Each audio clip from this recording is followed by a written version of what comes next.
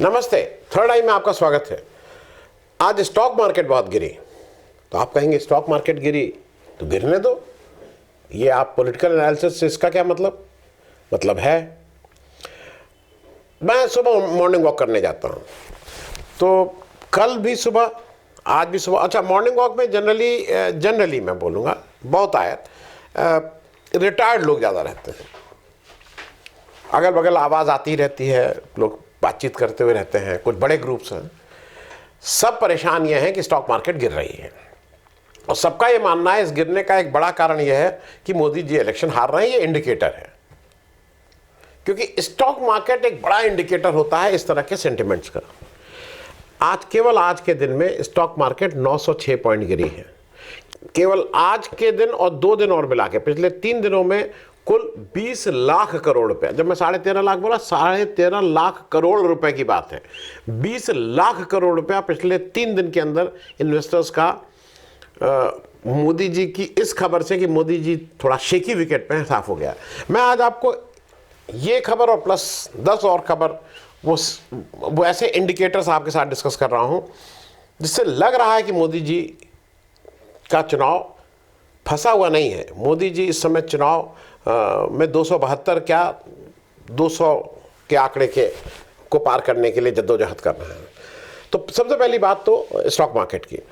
Stock market में ना केवल मार्केट गिरी, अडानी जी के शेयर को जो मार पड़ी है आज, मतलब वो लोअर सर्किट उनके सारे शेयर लगा रहे थे, और अडानी जी के शेयर में और भाजपा के उसमें एक डायरेक्ट कनेक्शन होता है, क्योंकि अगर भाजपा सफल तो अडानी जी सफल, और अगर अडानी को कभी लगेगा कि भाई सफल तो बिल्कुल चोली दामन का साथ है।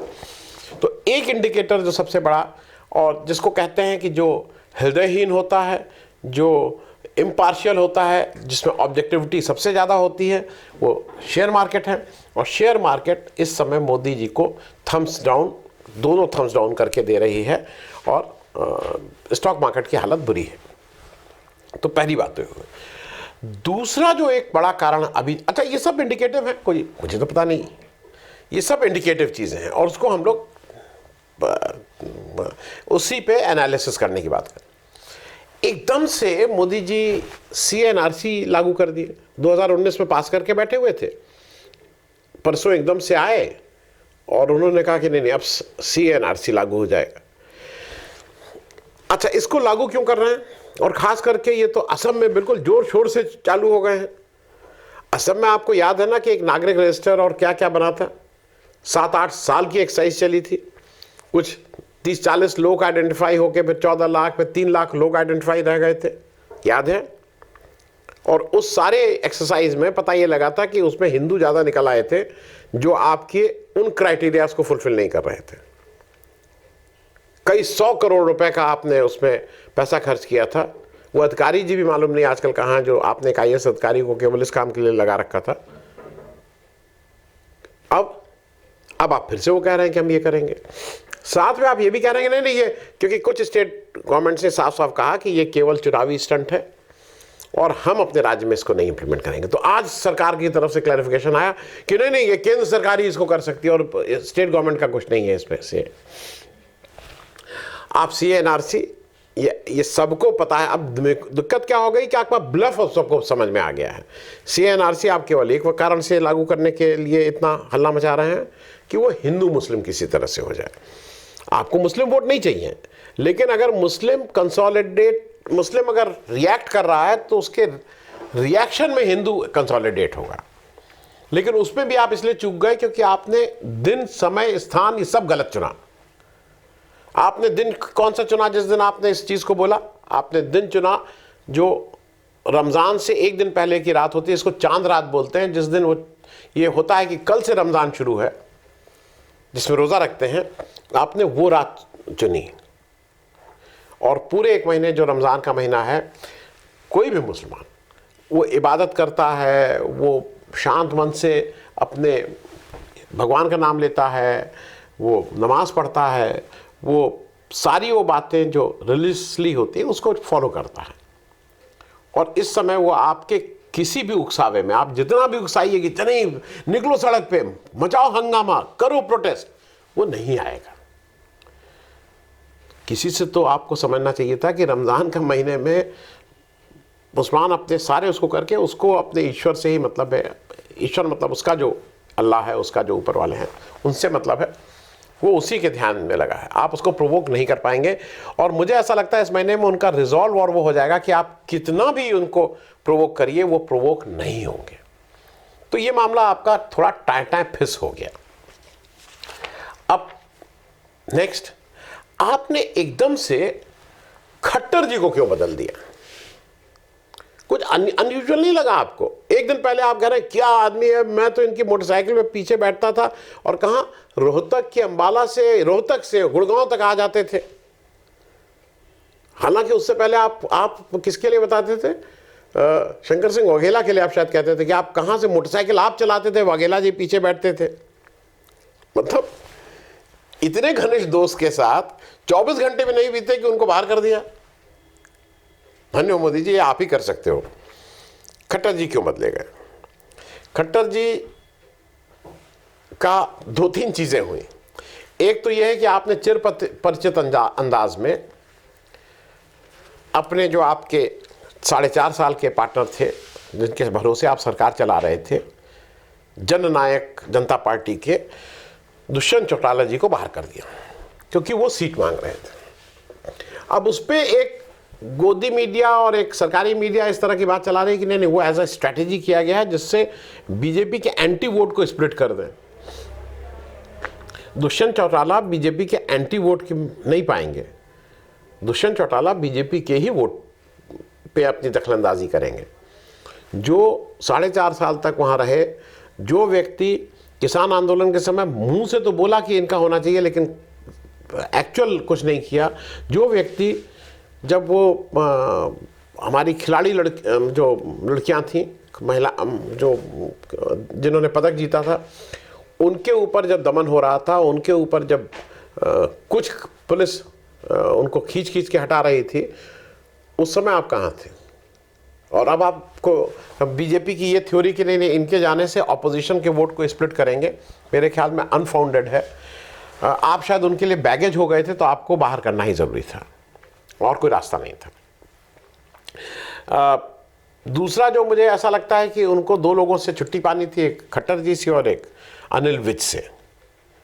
तो वो दोनों आपने काम किए। सैनी जी को आपने वहाँ बना लिया, लेकिन सैनी जी को बनाने से क्या 9.5 साल, आपको 9.5 साल लगे समझने में कि Khattar ji is not the right person, is not the right person to जो हरियाणा का आगे का कुछ भला देख सकते हैं। और झूठ किस तरह का?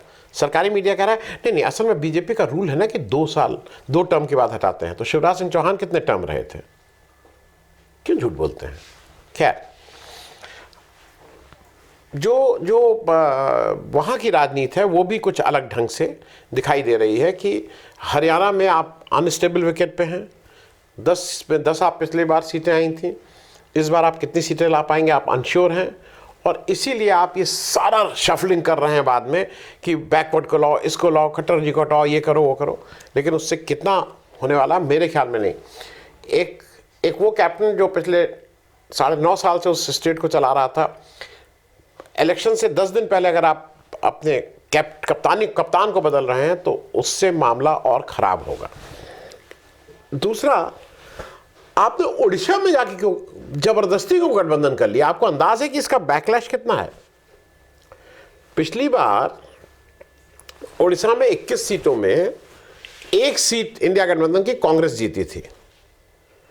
और अगर आपकी इस हरकत से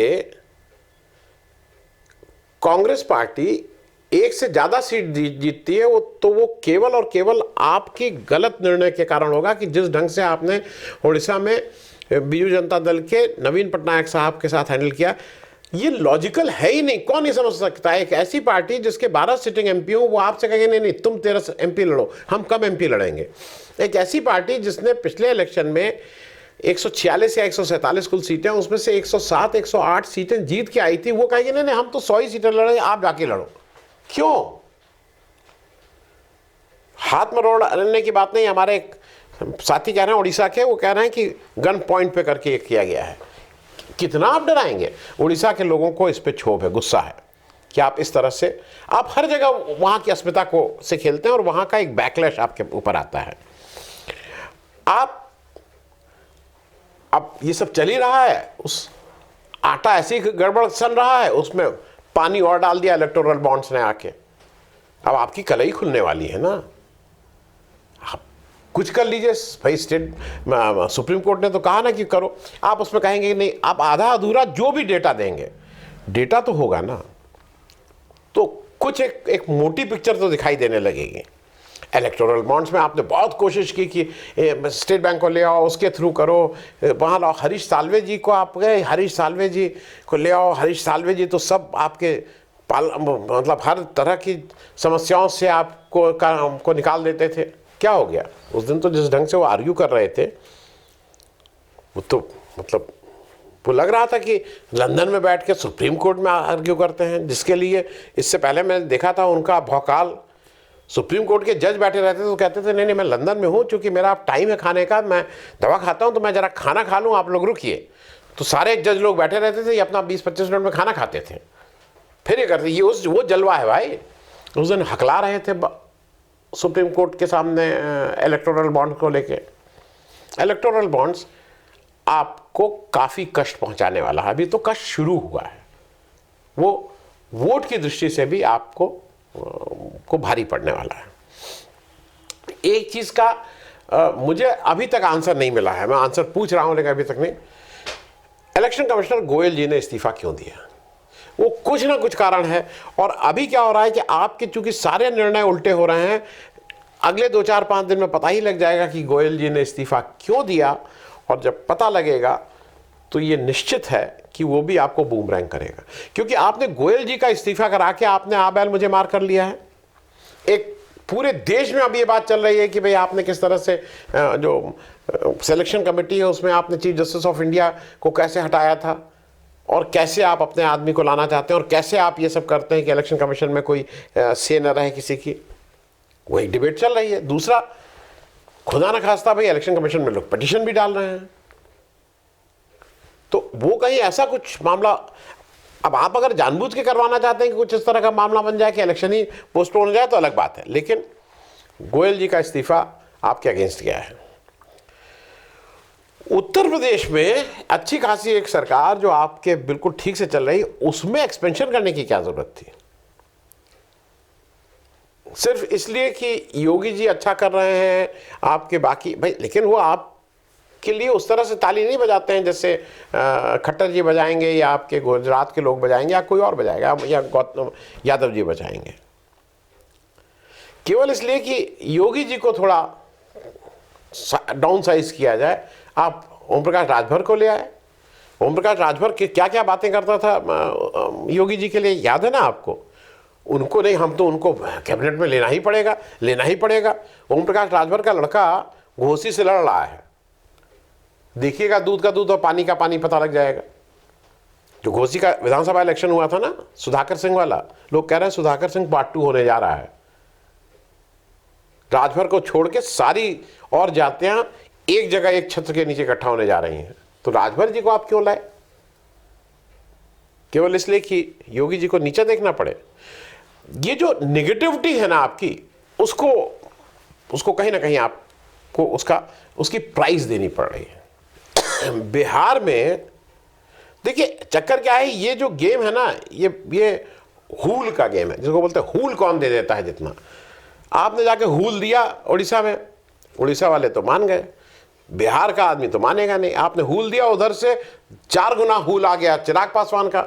चिराग पासवान जिसके 5 लोकसभा सांसद उसके साथ नहीं थे, उनको 5 सीट अब आप दे रहे हैं ना, जैसी सूत्रों से खबर आ रही है। 5 सीट चिराग पासवान, जो पशुपति जी हैं उनको गवर्नर, प्रिंस पासवान जी को मंत्री पद, ये सब आपको देना पड़ रहा है ना।